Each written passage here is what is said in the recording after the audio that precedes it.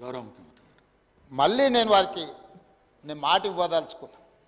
Federal సిస్టంలో union of states ఉన్నప్పుడు కేంద్ర ప్రభుత్వాన్ని నుంచి మనం రాబట్టుకోవాల్సిన నిధులు రాబట్టుకోవాల్సిందే, చేయాల్సిన ప్రయత్నాలు పూర్తిగా చేయాల్సిందే.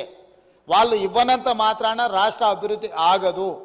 చాలా financial institutions very less rate of ఇంట్రెస్ట్లో మనకు లోన్లు ఇవ్వడానికి సిద్ధంగా ఉన్నారు. పీపీపీ మోడల్ నుంచి చేయడానికి ప్రైవేట్ ప్లేయర్స్ కూడా రెడీగా ఉన్నారు.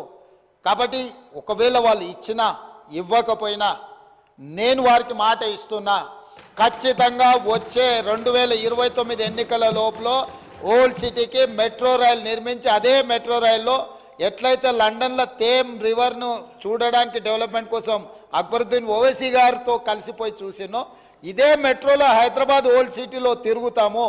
మేము హైదరాబాద్ ఓల్డ్ సిటీని ఇస్తాంబుల్ చేస్తామని అబద్ధాలు చెప్పి మేము మోసం చెయ్యము. న్యూయార్క్ కరీంనగర్ని న్యూయార్క్ చేస్తా అని మేము చెప్పము. వరంగల్ని లండనా?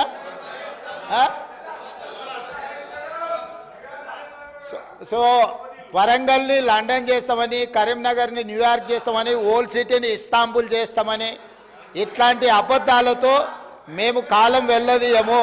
తప్పకుండా మేము చేస్తాము.